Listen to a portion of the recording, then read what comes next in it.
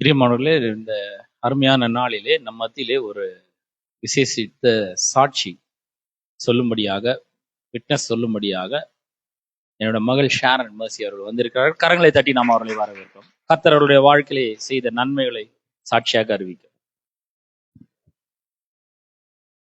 கர்த்தருடைய பரிசுத்த நாமத்துக்கு ஸ்தோத்திரம். ஆக்சுவலா ஒரு சின்ன பாட்டு தான் நான் நினைக்கிறேன். பட் இந்த சாங்கோட ஸ்டார்ட் பண்ண நான் ஆசைப்படுறேன். அதனால The Lord is my shepherd, I shall not want. The Lord has provided more than enough, no matter where I go. Oh, victory, victory is my name. The Lord is a tower, a shield for me. With all of the power I'll ever need, no matter where I go. Oh, victory, victory is my name. My praise is strong, joy overflowing, more than a song. I'm celebrating in the midst of my enemies. I praise. In the midst of my enemies, I praise, I praise. I put on my dancing shoes. There's no way that I can lose. I'll be the last one standing. I'll be the last one standing. Up ahead and behind, on the left and the right. Up ahead and behind, on the left and the right. Goodness and mercy follows me all my days, all my days. Goodness and mercy follows me all my days, all my days. Up ahead and behind, on the left and the right. Up ahead and behind, on the left and the right. My name, my name. Victory is my name, my name. My name, my name. Victory is my name, my name. My name, my name. Favor is my name, my name. My name, my name. Favor is my name, my name. My name, my name. Blessing is my name, my name. My name, my name. Blessing is my name, my name. My name, my name. Peace is my name, my name. My name, my name. Peace is my name, my name. My name, my name. Joy is my name, my name. My name, my name. Joy is my name. Thank you, Jesus. ஆக்சுவலா இந்த சாட்சி 2023ல இருந்து ரொம்ப ரொம்ப ரொம்ப தடைப்பட்டு இருக்கு. இதை சொல்ல முடியாம. ஆக்சுவலா 2023ல பாத்தீங்கன்னா எனக்கு ரொம்ப எக்ஸசிவ் ப்ளீடிங் இருந்துச்சு எனக்கு. ஸோ நாங்கள் போயிட்டு டாக்டரை பார்க்கும் போது அவங்க சொன்னாங்க எனக்கு சிஸ்ட் இருக்கு அப்படின்னு சொல்லிட்டு ஃபர்ஸ்ட் டாக்டர் சொன்னாங்க. அதுக்கப்புறம் எனக்கு அதில் நம்பிக்கை இல்லை. ஸோ எனக்கு அதெல்லாம் இருக்காது, நம்ம ஏன் செகண்ட் டாக்டர் ஒப்பீனியன் எடுக்கக்கூடாதுன்னு சொல்லிட்டு நான் கொஞ்ச நாள் வெயிட் பண்ணேன். அதுக்கப்புறம் அம்மாவோட ஃப்ரெண்ட் இன்னொரு ஒரு டாக்டரை சஜஸ்ட் பண்ணாங்க. அந்த டாக்டரும் ஏற்கனவே சொன்ன டாக்டரோட பிரிஸ்கிரிப்ஷன்லாம் பார்த்துட்டு ஆமா உங்களுக்கு கண்டிப்பா 9 சென்டிமீட்டர் சிஸ்ட் இருக்கு, 9 சென்டிமீட்டர் இருக்கு, அது ரொம்ப பெருசு, அதை நீங்க இம்மீடியட்டா நீங்க ஆப்ரேஷன் பண்ணி தான் ஆகணும் அப்படின்னு சொல்லிட்டு சொன்னாங்க. ஸோ நாங்க 4 பேருமே இப்போ ஒருத்தருக்கு உடம்பு சரியில்லைனாலும் 4 பேருமே அதுல அஃபெக்ட் ஆயிடும். ஸோ 4 பேருமே ரொம்ப சோர்வா இருந்த நிலையில எங்க அம்மா என்கிட்ட சொன்னாங்க, நம்ம ப்ரே பண்ணலாம், ஒரு 10 days எனக்கு டைம் கொடு, 10 daysக்கு அப்புறம் நம்ம போயிட்டு ஸ்கேன் எடுக்கலாம். என்ன எம்ஆர்ஐ எடுக்க சொன்னாங்க. ஏன்னா அந்த சிஸ்ட் எவ்வளவு பெருசு இருக்கு, அது கேன்சரா என்னன்னு சொல்லிட்டு சாரி செக் பண்ணதுக்காக எம்ஆர்ஐ ஸ்கேன் எடுக்க சொன்னாங்க. ஸோ இது எப்போனா 2023 நவம்பர் டிசம்பர் 2 மாசமா எனக்கு bleeding. So December month last வீக்ல, அதாவது கிறிஸ்மஸ் வீக்ல எங்க அம்மா சொல்றாங்க 10 days கழிச்சு போகலாம் அப்படின்ட்டு. அந்த டாக்டர் இம்மீடியட்டா போக சொல்லிட்டாரு. ஸோ நான் சொன்னேன் கிறிஸ்மஸ்க்கு முன்னாடி எடுத்துடலாம் அப்படின்னு சொல்லிட்டு. அம்மா சொன்னாங்க இல்ல 25க்கு அப்புறம் நீ எடு அப்படின்னு சொன்னாங்க. ஸோ 25 வந்து சர்ச்சுக்கு அட்டன் பண்ணிட்டு 26 காலையிலேயே நானும் என்னோட அப்பாவும் போயிட்டோம் எம்ஆர்ஐ ஸ்கேன் எடுக்கிறதுக்கு. இது வரைக்கும் நான் அதெல்லாம் எடுத்ததே கிடையாது என்னோட லைஃப்ல. ஸோ ஸ்கேன் அது மிஷின் பார்க்கவே ரொம்ப பயமா இருக்கும், அதுல சவுண்டு வேற பயங்கரமா இருக்கு. ஸோ அந்த இடத்துல வந்து கண்ணை மூடிட்டு நான் சொல்றேன், ஏசப்பா இந்த மிஷின் என்ன வேணா ஸ்கேன் பண்ணிட்டோம், அந்த இடத்துல எனக்கு எதுவுமே இருக்கக்கூடாது, எனக்கு வந்து சிஸ்ட் இருக்கக்கூடாது அப்படின்னு சொல்லிட்டு நான் ப்ரே பண்ணிட்டு இருக்கேன்.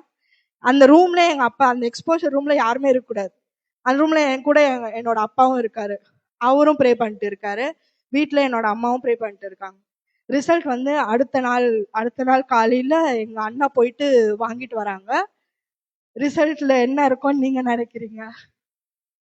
எதுவுமே இல்லைன்னு சொல்லிட்டாங்க. 9 சென்டிமீட்டர் சிஸ்ட் எங்க போச்சுன்னு எனக்கு தெரியல. ஸோ அது வந்து ஃபர்ஸ்ட் அற்புதம். சரி, நம்ம இதுல கொஞ்சம் சந்தோஷப்பட்டா யாருக்கு வெறி ஆகும் சொல்லுங்க பார்க்கலாம். ஆமா, சாத்தானுக்கு ரொம்ப வெறி ஆயிடுச்சு. எப்படின்னா இந்த குடும்பம் வந்து சந்தோஷமா இருக்கு, ஏன் இந்த குடும்பம் வந்து இவ்வளவு நிம்மதியா இருக்காங்க, இவ்வளவு சந்தோஷமா இருக்காங்க அப்படின்னு சொல்லிட்டு பார்த்துனே இருந்துட்டு இந்த 2024 டிசம்பர் சேம் பிரச்சனை. டிசம்பர் வந்தாலே எங்க வீட்டுல என்ன வந்தது, பிரச்சனை வந்துடும். ஓகேயா? ஸோ இந்த டிசம்பரும் ஸ்டார்ட் ஆயிடுச்சு. அதே மாதிரி நார்மலா தான் எனக்கு கரெக்டா இந்த இயர் ஃபுல்லா எனக்கு கரெக்டா 3 days வரும். பட் ஆனா இந்த டிசம்பர் வந்து 25ல இருந்து ஸ்டார்ட் ஆயிடுச்சு. 25ல இருந்து ஃபுல்லா ஜான் மந்த்தும், அதாவது 2025 ஜான் மந்த்தும் எனக்கு ப்ளீடிங் ஆயிட்டே தான் இருக்கு. அதாவது ஒருத்தவங்க உடம்புல அடிபட்டு ரத்தம் வந்தாலே எப்படி இருக்கும், நம்மளால அதை பார்த்துட்டு நிம்மதியா இருக்க முடியாது, நம்மளுக்கு ஒரு மாதிரி பண்ணோம், உள்ள ஒரு மாதிரி பண்ணோம். ஸோ இதெல்லாம் நடந்துட்டே இருக்கு. ஜனவரி 30 2025 ஜான் 30 வந்து நாங்க ஒரு ஹாஸ்பிட்டல் போறோம். அம்மா சொன்னாங்க நம்ம போய் இதை பார்த்தே ஆகணும், இது ஒரு சீரியஸான இஷ்யூ, போய் பார்க்கலாம்னு சொல்லிட்டு போய் பார்த்தோன்னா அந்த அந்த மேமும் சொல்லிட்டாங்க, உங்களுக்கு வந்து சிஸ்ட் இருக்கும், நீங்க வந்து என்ன பண்ணுங்க, போயிட்டு ஒரு ஸ்கேன் எடுத்துட்டு வாங்க, மறுபடியும் நீங்க எம்ஆர்ஐ எடுக்கணும் அப்படின்னு சொல்லிட்டு சொல்றாங்க. ஸோ எனக்கு என்னன்னா மறுபடியும் அந்த வந்த இடத்துல பினிஷ் லைன் முடிஞ்சதுக்கு அப்புறமும் வந்த இடத்துல நம்ம வந்து ஸ்டார்ட்ல வந்து நிக்கிறோமே அப்படின்னு சொல்லிட்டு எனக்கு ரொம்ப கஷ்டமா இருந்தது. இது நடந்து ஒரு 5 days நான் ஊர்ல கிடையாது. அதுக்கப்புறம் நான் வரும்போது எங்க அம்மா டெய்லி கேட்டுட்டு தான் இருக்காங்க. பட் வந்ததுல இருந்து எங்க அம்மா கேட்டுட்டே இருக்காங்க, வா ஹாஸ்பிட்டல் போலாம், வா இதுக்கு ட்ரீட்மெண்ட் பார்க்கலாம்.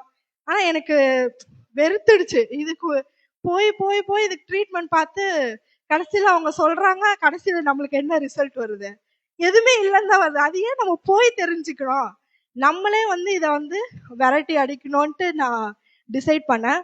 அப்ப நான் சொன்னேன் எங்க அம்மா கிட்ட, எந்த டாக்டரும் வேணாம், எந்த ட்ரீட்மெண்ட்டும் வேணாம், அதை சொல்றதுக்கு ரொம்ப தைரியம் வேணும் நிஜமாலே. ஓகேயா? ஸோ நான் வந்து ஒரு கடவுள் மேல ரொம்ப நம்பிக்கை வச்சு காட் வந்து எனக்கு ஹீலிங் கொடுப்பாரு அப்படின்னு சொல்லிட்டு நான் அதை வச்சு நான் வந்து தனியா நான் ப்ரே பண்ணிட்டு இருக்கேன். பட் ஆனா அம்மாவுக்கு வந்து எல்லா அம்மாக்கும் இருக்கும்ல ஒரு அதுவும் மேரேஜ் ஏஜ்ல இருக்க கேர்ள்ஸ்க்கு ரொம்ப திங்க் பண்ணிட்டே இருப்பாங்க எங்க அம்மா. ஸோ அதனால அவங்க சொல்லிட்டே இருந்தாங்க, ட்ரீட்மெண்ட் பார்க்கலாம், இதான் பண்ணலாம், வா வான்ட்டு. நான் சொல்லிட்டேன், இல்லை வேணாம், நான் பாத்துக்கிறேன், என்னை தனியா வந்து விட்டுடுங்க அப்படின்னு சொல்லிட்டு. ஒரு நாள் எங்க அப்பா இல்லை ஊர்ல, நாங்க 3 பேர் ப்ரே பண்ணிட்டு இருக்கோம், ஃபேமிலி ப்ரேயர் பண்ணும்போது எங்க அம்மா என் மேல கை வச்சு ப்ரே பண்ணும்போது டங்ஸ்ல பேசுறாங்க. ஸோ அப்பதான் எனக்கு வந்து தெரியுது, இது நிஜமாலே இப்போ ஒரு ரத்தம் வருதுன்னா கண்டிப்பா வலி இருக்கணும் அதுல, கரெக்டா? எனக்கு எந்த வலியுமே இல்லை, ஆனா ரத்தம் மட்டும் வருது. ஸோ அம்மா டங்ஸ்ல பேசும்போது எனக்கு வந்து என்ன புரியுதுன்னா, இப்ப நம்மளோட மைண்ட் கரப்ட் ஆகணும், அதுதான் மெயின் எய்ம். நம்மளுக்கு மூளை வேலை செய்யலைன்னா என்ன ஆகாது, எந்த வேலையுமே நம்மளால செய்ய முடியாது. ஸோ அதே ஒரே தாட்டை வந்து 4 பேரோட மண்டையிலும் போட்டா எல்லாரோட கவனமும் எங்கதான் இருக்கும், அந்த தாட் மேல மட்டும்தான் இருக்கும் சொல்லிட்டு மைண்ட் கரப்ஷன் அது ஒண்ணு நான் கண்டுபிடிச்சேன். 2வது வந்து அந்த மினிஸ்ட்ரி, அதாவது 4 பேருமே வந்து மினிஸ்ட்ரியில இருக்கறனால இது எப்படியாவது ஸ்டாப் ஆகணும்ன்றது தான் அவனோட எண்ணம். ஸோ அதை நம்ம வந்து விட்டுடக்கூடாதுன்னு சொல்லிட்டு அம்மா ப்ரே பண்ண அன்னைக்கு நைட்டு நான் ப்ரே பண்றேன் எனக்காக, நானே என்னோட இடத்துல என்னோட வயித்துல கை வச்சு நானே ப்ரே பண்றேன். இந்த ப்ளீடிங் சாரி இந்த ப்ளீடிங் எங்கிருந்து வருது, எதனால வருது, ஏன் இவ்வளோ ப்ளீடிங் ஆகுது, எந்த விஷயமும் எனக்கு தெரியும். ஏன்னா நான் டாக்டருக்கு படிக்கல. பட் ஆனா உங்களுக்கு எல்லாமே தெரியும் தானே, நீங்க தானே என்ன கிரியேட் பண்ணது, உங்களுக்கு எல்லாமே தெரியும். நீங்க இந்த எல்லா வியாதியும் வந்து என்ன பண்ணிட்டீங்க, ஏற்கனவே சிலுவையில அரைஞ்சிட்டீங்க. நான் ரொம்ப ரொம்ப கேவலமா அந்த வியாதியை பார்த்து திட்டிட்டே இருந்தேன். நான் ஆக்சுவலா ஒரு ஸ்டேட்டஸ் வச்சிருக்கேன். அந்த ஸ்டேட்டஸ் வந்து என்ன சொல்லியிருக்காங்கன்னா, பிசாசுக்கு அவரோட நாமம் தெரியும், எனக்கும் அவரோட நாமம் தெரியும். ஆனா அந்த நாமம் எனக்கு தெரிஞ்சதுனால எனக்கு பயம் கிடையாது. ஆனா யாருக்கு பயம், அந்த பிசாசு பயந்து நடுங்குகிறான் அப்படின்னு சொல்லிட்டு நானே ஸ்டேட்டஸ் வச்சிருக்கேன். அதை நான் பார்க்கவே இல்லை.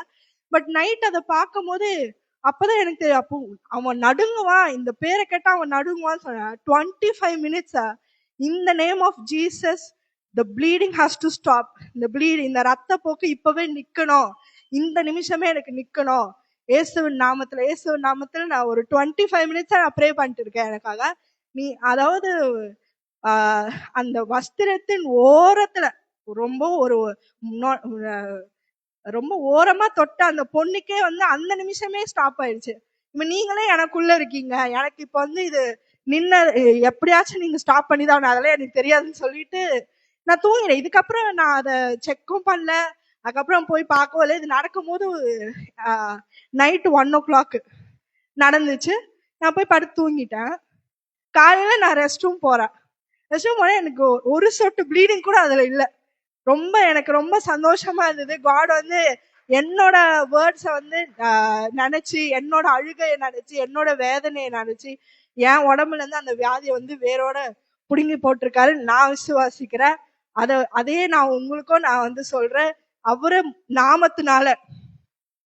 நாமத்தினால நம்ம எதை கேட்டாலுமே அவர் நம்மளுக்காக அதை வந்து செய்து முடிப்பாருன்னு நான் நம்புறேன். அதை நான் ரொம்ப சந்தோஷமா என் வீட்டுல நான் செலிப்ரேட் பண்ணேன். அவ்வளவு பிரைஸ் வீட்டுக்காக.